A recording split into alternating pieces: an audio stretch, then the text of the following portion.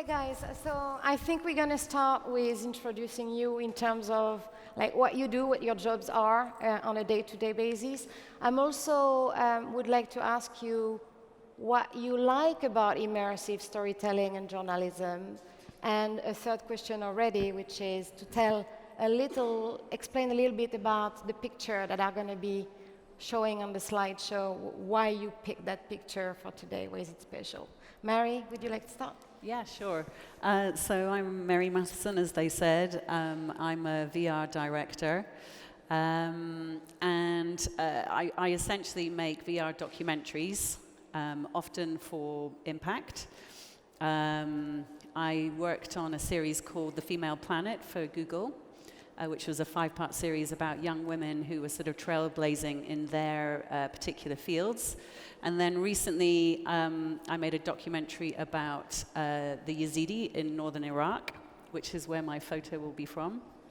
And I'm making a series about climate change right now. Cool. Sure. I'm David Johnston from the BBC. I work in research and development as well as production, looking at immersive technology for content production, kind of content distribution and user experience. What was the second question?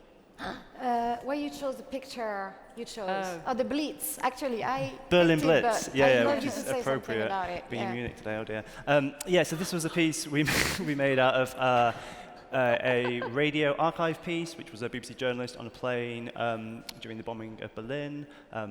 And the reason I chose it is because the audio piece is amazing. It's such an immersive piece of radio journalism. And the VR piece came about as a way to look at exploiting archive, basically. How do we take stuff that we've already done as a broadcaster, video, audio, whatever that content is, and find ways to repurpose it in new mediums? I think it's pretty great. So you should definitely watch it. But I think it's just like it's a real success story for us at the BBC of how we do take something we've already done, like the story's already there, right? The meat is already there, and just exploit it in new ways. Yeah. Great, thank you. Angie. I'm Angie Davis. I have a company called Anicca Media. So I'm a documentary and VR director, and I think we're kindred spirits. We only just met this morning, but we have a very similar path. The first piece I did in 360 about 4 years ago was a collaboration with Qualcomm and Trice Imaging in the Rural Atlas Mountains in Morocco, which premiered at the United Nations Social Good Summit. From there, I've done 2D documentaries, and I continue to do that. But right now, I'm working on a stereoscopic VR 180 wildlife and conservation series that will launch later this year. And I'm just so passionate about this space because I just think it has that ability to really raise empathy, cultivate compassion, drive behavioral change. The photo that I picked that you'll see later is just from recent travels to Africa, where I put as many people in headset as possible for the first time. So you'll see a Samburu warrior wearing a headset with he's got a big smile on his face, and he was just blown away. He actually went to Panama and visited some sloths in the wild, and for him it was just incredible that he could have this immersive journey, like just right there in the middle of the savannah. Okay, Thomas. Hello everybody, and thank you for coming to this session. My name is Thomas Seymat. I'm a VR editor at Euronews. We are based in France, in Lyon.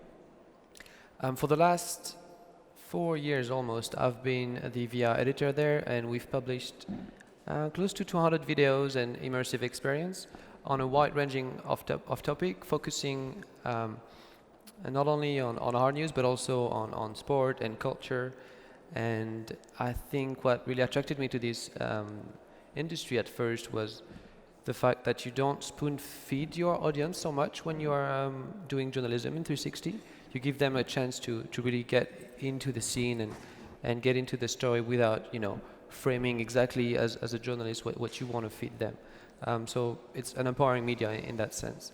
And regarding the photo that you'll see cycle behind us, it's a report we've done in Portugal in 2017 after the deadliest fire season they had. I think over 50 people were killed in central Portugal. And for us, it was kind of the peak of what when we reach maturity in terms of storytelling and technical capacity for shooting on the ground, very important topic, of course, and it was done in partnership with the European Forestry Institute, which was also for us a way to show that, we could partner with interesting communities and organizations and do good work. Great, thank you. I'm going to introduce myself as well. So I'm Alexandra. I'm the founder of Immersionn. Immersionn is a discovery engine platform, and we are launching very soon, in a few weeks. And we're starting with focusing on immersive documentaries and 360 videos, which is one of the reasons I'm myself very passionate about the topic. I'm passionate about the topic because you can literally teleport into places, and that's really what I felt the first time I tried VR. There is a lot of content out there, and I'm very, very hardworking on my goal is to make sure that that content is seen by people. And so I guess I'd like to start with a question to you, with putting addressing maybe what I think is the elephant in the room is immersive journalism dead? So, Mary, would you like to comment, or any of you? I'll let you. No, obviously not. Otherwise, I'd be out of a job. No, I mean, I think it's definitely still developing, and it's changing all the time. It's not kind of what it was originally, which was, like we were talking about earlier with Angie, where you just sort of run into a scene, put the camera down, and then run out again because you couldn't possibly be seen. It's now, and that in itself was incredible, because as journalists, our sort of job is to sort of take you to a scene, to be able to sort of understand what's happening there. It's to kind of give perhaps people a voice who you wouldn't normally hear from, or a perspective that you might not hear from. So it really is about teleporting and taking somebody to a place. So now, though, I think that it's developing more and more, so it's not just 360 filming. I know that Angie's a massive fan of 180, and I think that that's definitely going to develop. And actually, I mentor YouTube creators who are using VR 180, and YouTube and Google are definitely pushing that as a medium now. But the other area that I'm kind of exploring is using photogrammetry within my stories as well. And again, that's just gives another element to the storytelling, because your viewer can actually be in a scene and then explore that scene themselves, as opposed to a 360 film, where, as the director, even though you can look around, really I do show you where to look. I'd feel like I'd failed if somebody isn't looking where I want them to look, even in 360. So, whereas photogrammetry is a bit different, because you can really kind of have a scene and look around. So the photo that I have is of Nobel Prize winner Nadia Murad's house back in northern Iraq. And that's quite an extraordinary thing, to be able to kind of go back to her actual house, and for you, the viewer, to be able to really look around and see the destruction that was left by ISIS. So my answer, in short, is no. Sure. No, obviously not. Yeah, of course it is. No, look, it's a tool, right? Like, I think we were talking backstage a bit around, the excitement around VR and 360 a few years ago was largely driven by funding, VC funding, or Google, or whoever, right? And when that drops off, it looks like a death of an industry. But what's actually really happening is it's just a slow growth, I think. And at the BBC, we think it's still just a tool to be telling the right story. Recently we've done a story on ISIS, good old ISIS, providing fodder for journalism, where we'd captured some caverns using photogrammetry and led our audience through a story on the web, but using the kind of assets captured using immersive technology. So no, absolutely not. But it is just a tool for a job. And it'd be great if there was a bigger audience, but right now it's just a slow growth. I still see a lot of creators. I have the impression that the number of creators is growing, and the passion for the format is growing. And that's what really keeps me hoping, because despite that the market is maybe not as big as we thought it would be right now, there is a lot of content being produced, because actually creators are so passionate, they are doing it with their own money. Angie, sorry. No, you're right. I mean, the technology is evolving as well. So from when I started 4 years ago to what I'm working on now, the resources we have available is just phenomenal. Like the stuff we're working on right now is going to deliver perspectives that are first of its kind for the content. So I think it's a really exciting time to be involved in immersive journalism. I think I totally agree with what you said. It's a tool. It's a multi-platform way of telling stories. It's part of the multi-platform,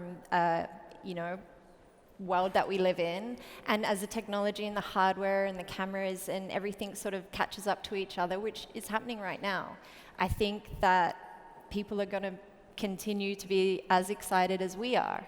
So you're right, just because some of the big investors are not putting the energy they were in, maybe that's going to enterprise right now, that doesn't mean that the excitement and the energy being put into content creation is not there. And to be honest, the stories to be told in immersive and in VR 180, in 360 too, I'm passionate about VR 180 because I think it offers a different perspective.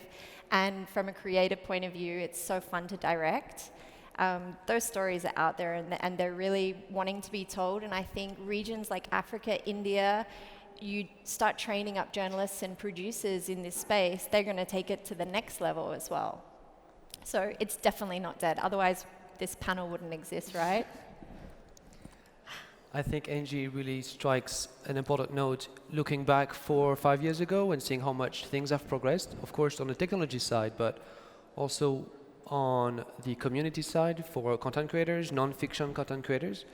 When I started looking into it, there was nothing for non-fiction content creators. No tutorial, no help, no places where you could find people to ask questions to, right? So, and since 2016, things have dramatically improved in that direction. I'm one of the ambassadors for the Journalism 360 initiative, which is funded in part by the Google News Lab and the Knight Foundation in the US. And it's a global community of people who try to share best practices and publicize what we have learned so much. And trust me, we've learned a lot when we've published like 200 videos. Most of them I wouldn't publish today because, it was a learning process. Some of it is, not good. But I don't think VR journalism or immersive journalism is dead today because it's infinitely easier to get started today than it was 4 years ago. We don't have to deal with the GoPro rig anymore, thank God, because it was very confusing and very hard. Yeah. And I would nuance that by saying that VR journalism, immersive journalism is still journalism, and on a global scale, journalism is going through more of a difficult phase right now, and there's a shift towards giving up on the free content funded by advertising and more focused on engaging audience and paying audience and recurring audience and that sort of thing. And I think 360 video and immersive content in general has a role to play in that as well, like offering high quality immersive stories for the audience. Great, thanks, Thomas. So we thought we would do a little bit of a check of the audience, and we were wondering how many people in that audience was involved in creating content that had impact, meaning environmental, social impact, impact on humanity. Could you raise your hand if you're involved in that? Wow, okay. So, yeah. Because this is all what we're doing here, right? With those stories, usually it's very much about telling a story about someone, some place that can affect people, and usually it's about also taking people into a place that they couldn't access otherwise, and they couldn't see it for their own eyes, and thereby create the change. Okay. So what's the future? What's next? What's from 2020 to 2025, what's going to happen to immersive storytelling and journalism? Do you want me to start again? I know what Angie's answer is going to be, so I'm not going to say that. But I think she's right to a degree, but I'll let her say it because I know she's really enthusiastic about it. But I mean, I think that, look, it's changing. Just kind of going back to what we were talking about, clearly, there are departments that are shutting down. The Guardian used to have, in the UK, used to have a whole VR unit.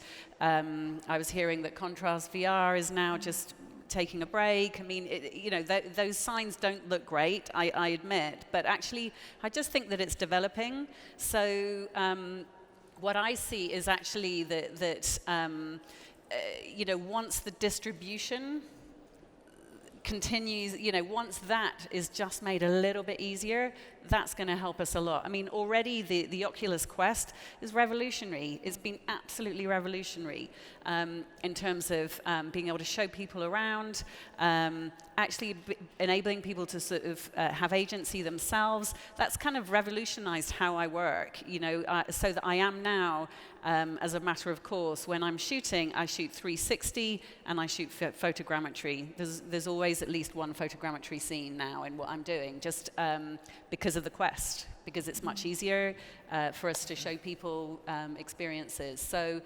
my pitch would be that it'll be what Angie's going to say, but also AR, I think, is sort of just taking us a little bit further. So I imagine that whole area will really take off. So what's AR? So is it like, when I think AR now, the way the first imagination I have is the glasses and then bits of information that's coming through my eyes. No, it's using your phone. Like even using your phone is what I'm really thinking. Okay. So, it might be that you can, have a hologram of a reporter who sort of comes up into and mixes in your reality. Yeah, so I imagine that happening much more. I mean, at the moment, the problem that I'm having is capturing human beings. So still, volumetric capture tends to still have to be in a big studio in the UK, France, or America.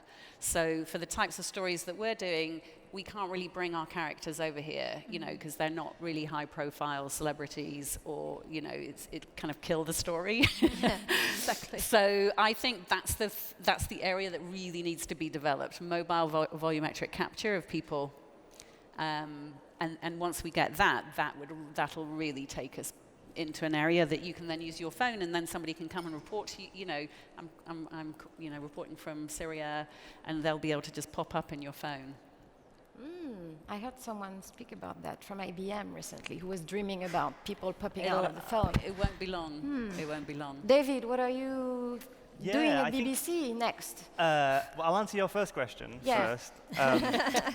I think there's a revolution, like Thomas was saying, and Mary was saying, in the tools we have. If you think about where photography was 100 years ago and where photography is now, it's like the space age. And I think we're going through that revolution with all kinds of capture technology that is going to change the way we can not just report, not just take photos of our kids and stuff, but report on important stories. Yeah. I think if you think about the way the mobile phone has affected journalism, it's completely changed the landscape, right? Yeah. Like, you can go away and do a story with just your phone now. You don't need anything else. Like, it might not be the best way to do it, but you can tell that story. Right.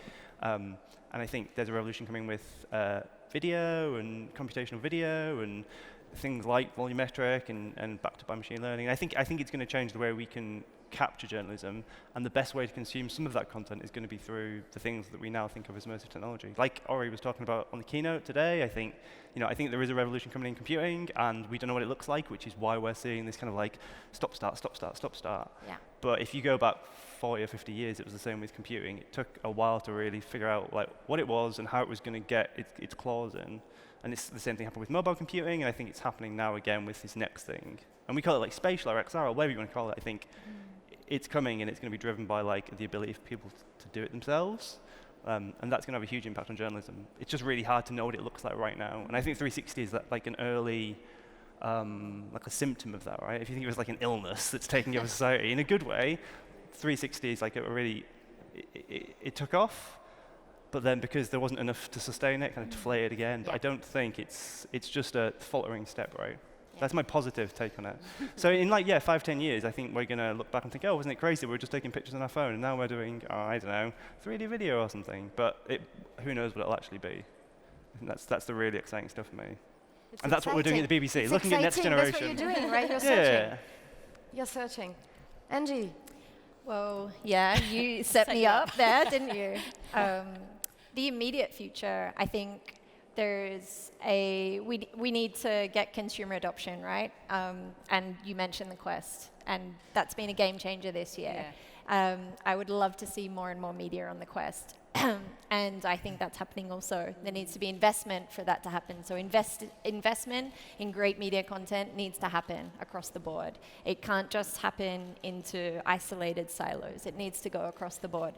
VR 180, which I am passionate about, is a sweet spot. It maintains this great quality in headset, and it gives creators directional control. So if we're looking at creators coming across from 2D backgrounds, like ourselves, it's fantastic to be able to still direct a piece, and you can do that in VR 180. In terms of fully down the track future, I mean, actually, before I jump to that, touching on your point about AR, absolutely.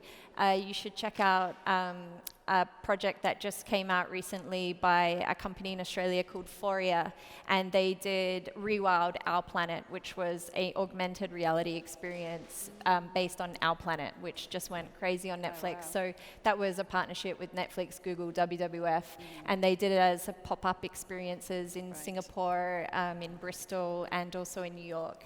And that's fantastic. So kind of like different ways to tell stories, but also drive behavioral change. In that particular instance was ecological awareness based around the Our Planet messaging. So I think AR, yes, everyone has a smartphone. I was just in, the savannas in Africa, and everyone has a smartphone. Every warrior, every woman, even kids have a smartphone. So AR will drive a lot of the next few years, I think. But like you said, 5 to 10 years from now, my kids are going to be 20 in 10 years' time, and who knows what they're going to come up with that we haven't thought of yet. And that's exciting. I think this rewilding our planet, rewilding ourselves, rewilding our technology, thinking outside the box, breaking rules, and that's going to be possible. I know that my kids are already watching videos with the VR headset, 2D videos on YouTube, and that's because it's comfortable. You can just lie down, which I'm thinking like, wow, that's the ultimate laziness point. Thomas, are we going to have, it's just one question on top of the other question, are we going to have live news? People have tried Live 360 for news. Before, in the US, for instance, I covered the Women's March following the 2016 election. But it's, of course, very difficult because the data transfer is huge, right? It's 4K video over cellular data, doesn't really work, so you need to be plugged in the wall, so to speak. So, of course, we can cross our fingers and hope that 5G is going to solve this problem, and we're going to be able to transmit 4K, 5K, 8K video live. But that doesn't really matter if at the end of the distribution channel, we don't pay attention to what our audience really wants and what the user experience is, and what, I've spent last year in the US as a fellow for the Reynolds Journalism Institute at the Missouri School of Journalism.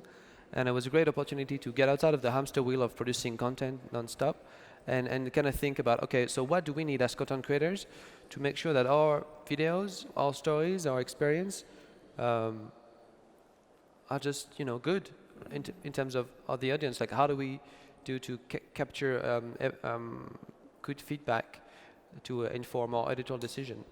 And I think that's going to be key as well for the future of fiction, non-fiction, and journalism in immersive technologies. And I think this is also where the rest of the industry, walking through the whole, I understand this AWE is very much like a B2B or enterprise event, but focusing on the audience reception and helping content creators make better product, better stories would be tremendously important for the future. Great, thank you. If you hear me in the back, could you actually start the slideshow? So it was supposed to be meant to be running slowly while we are talking during the whole presentation. Oh, it's there. Okay, cool. They were listening. Excellent. So we spoke about the future. Distribution, okay, I'd like to say something about distribution for the future because this is what I'm in. And I really think that the content needs access, and that access needs to be device agnostic. And I think today this is one of the big blocker to why the content is not really finding an audience. The thing is that the audience size is 31 million users, because there are 31 million VR headsets users today. So if it could be available on different platforms, all VR headsets, and everybody had a VR headset, obviously, then it would have a much bigger reach. So I think in terms of distribution, that's important. In terms of getting money, I think people should be paying in order to see content, because very good content is not free. So either it's paid by advertising and it's sponsored content, either a user has to pay for the independence of seeing amazing content. So that was my point about the future. There's going to be payable Netflix platforms that are going to be device agnostic and very intuitive in terms of discovering all these beautiful pieces. It's not so easy, actually, to create this kind of content if you want to go. Well, there is already the filming is one thing, so 360. It's almost like the easiest thing today because there are cameras. But then there is all these other formats, right, in terms of immersive storytelling. So I know that, David, we discussed about skills gap in that space. And because you're trying to innovate and break new grounds, you kind of need to find different people, and that's not so easy. Can you speak on that? Right. So, when we started looking at VR production at the BBC, one of the challenges was definitely the technology. It was like GoPro rigs and gaffer tape and software that doesn't work. And as we got into kind of more interactive stuff, it became obvious that the skill set we had in-house, which is largely content commissioning, journalists, and on the technology side, software developers, but from a kind of web, mobile app point of view, weren't the right people to be making this stuff. And so we had to look outside of the organization, and it became clear very quickly that there isn't a huge amount of talent available for people who've got experience in not just using the tools necessarily, but using the tools in a way that maybe they weren't designed to be used. A lot of the tools that we've been using for interactive have been like for games, and that's great, but kind of by design, what you end up with is something that feels like a game sometimes. And so that's changed, to be fair, that's changed over the last few years with Unreal and Unity, both kind of like realizing that their tool is more than a game engine and becoming kind of a real-time engine and having lots of SKUs for different verticals and that kind of thing. But it's been difficult because it ends up being very expensive to make this stuff. Journalism, the video journalism is cheap because you give someone a camera, you teach them how to tell a story, which is hard, but you can scale that quite easily. Whereas with this kind of stuff, it has been so far quite labor intensive, and it's only now in the UK that skills gap is being filled by things like investment from the UK government in skills through Audience of the Future, or Creative Arts Council stuff, that kind of area where they've realised that there's a crossover between visual effects and video games and broadcast and media and journalism and the creative arts, and it's all around this kind of we need people who understand this but can tell stories in it.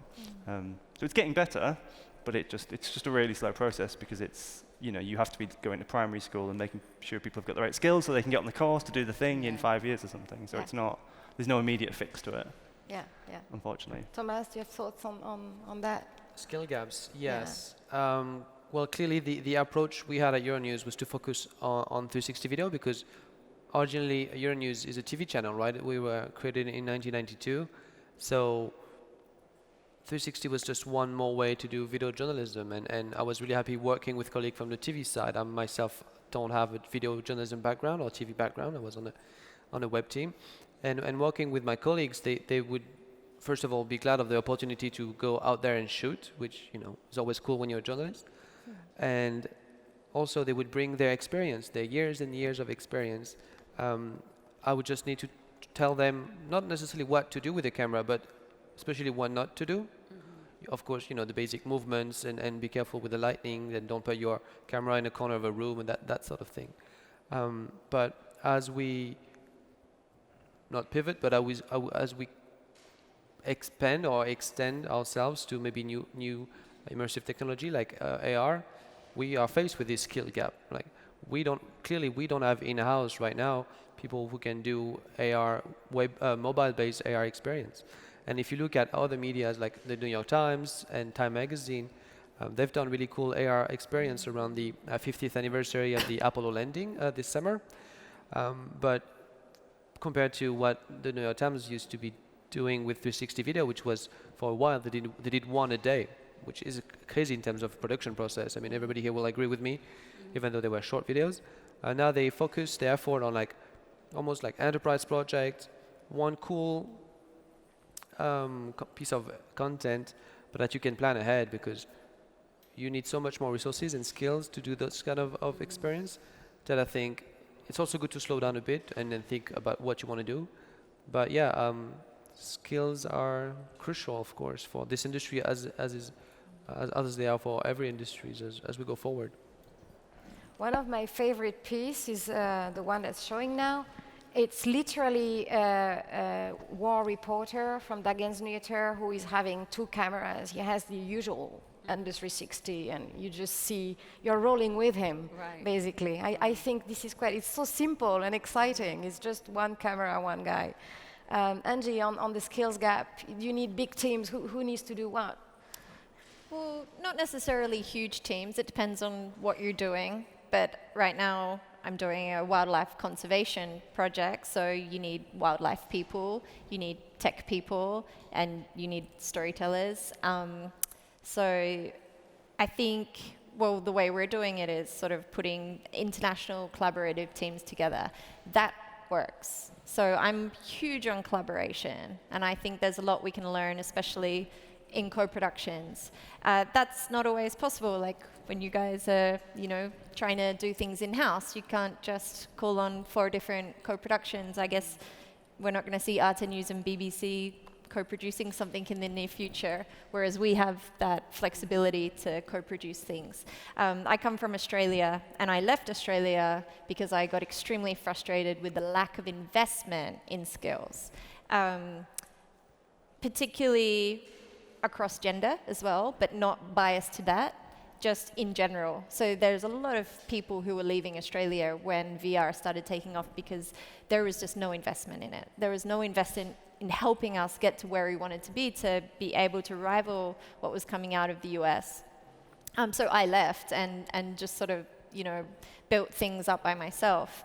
And now I'm based in France, and I have a lot more support from the European industry, not just the Women in Immersive Tech group, but skill sharing, I think, I've found has been really helpful.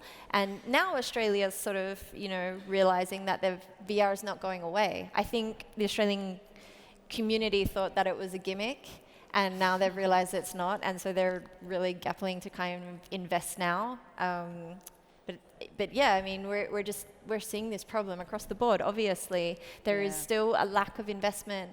SAE are doing a master's course. There's one in creative industries they offer, and there's only one VR module, and it's purely focused on gaming. Yeah. So if you're interested in the storytelling side of things, you have to know how to develop a game to be able to do that module. And for me, that's just that's siloing it. Yes, but I think it's still a little bit silo, and that's what would be interesting, is like if gamers could come into that space, right? So we can start to make gamified stories. Across the board as well. So what I love about the industry, personally, is recently I collaborated with a developer and a palliative care nurse. So she's been nursing dying people. She's 80-something years old, and she's been doing this for her whole career. And we created a conceptual piece on the afterlife to help people and their families through the process of losing a loved one, or that you were going to die yourself.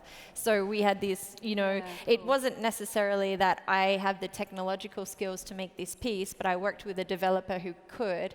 I brought the narrative and the storyline, and she brought the actual industry experience. So collaboration again, the C word, just breaking down the doors, stopping to try and keep everything to yourself and opening it up. That needs to happen moving forward. Great. Mary, on collaboration. Yeah, I mean, I would just say as well that, generally the industry is really pretty open to collaborating with each other.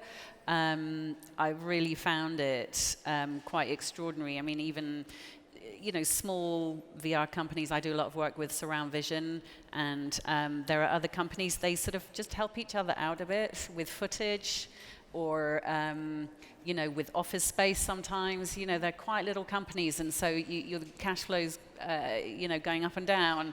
And so that's kind of nice. People do really share a lot, I think.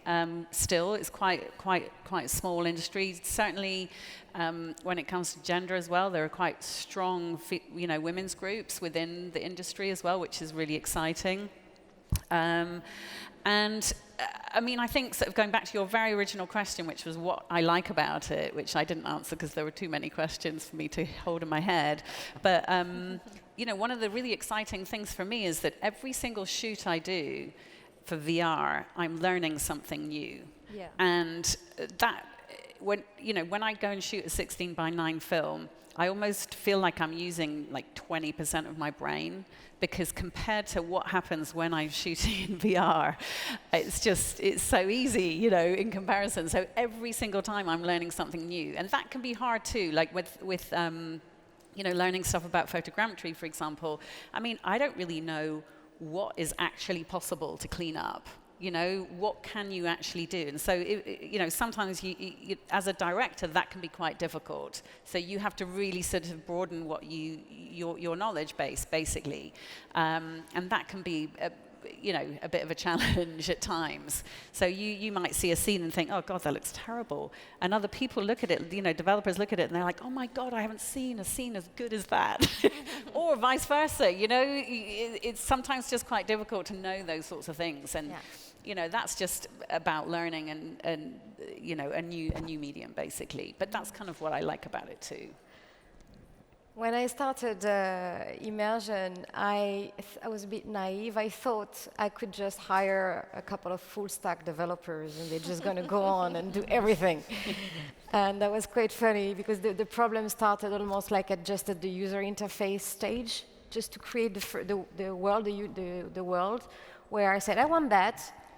What do you mean? So it started with the, what do you mean? So I needed a graphic designer to show. That was the 2D. Then with the 2D, we gave it to the 3D artist to create the 3D objects and the world. And then from that 3D artist, of course, I went first to the developer and said, we want that. And he said, I don't do 3D modeling. What? Yeah. So then we went on to pass that to the developer, who then I was asking to do something quite different, which is not Unity, because we are doing WebVR. So now it's, again, a new type of code. And I remember the first time I got the first rendering, it was not the right color, and it was not the right positioning. We had the spatial issue. And none of us had been, basically what you need to do is almost like sit everybody together from the start and agree on what you're trying to do and who is going to do what. So I thought, I definitely think even on some simple projects, you need all the skills. Yeah, but even so on the Yacidi project, we have 4 photogrammetry scenes, 6 360 films, and 3D animation, and it's a branching narrative. So trying to kind of organize the post-production for that, still, I don't think we've completely got it. I would, if I was doing post on a regular film, I have a list that I just tick off. and the editor sits and writes down the points that need to be changed, and then you change them, and that's it. Whereas this, we have like spreadsheets with links to all the different assets. It's incredibly complex, and honestly, I still don't think we actually have a format for it yet. We still sort of are trying to sort of explore that and work out, and sort of a bit like this at the end, that we've got everything in there, So yeah, it's really complex. Great. So, okay, I think this is the time.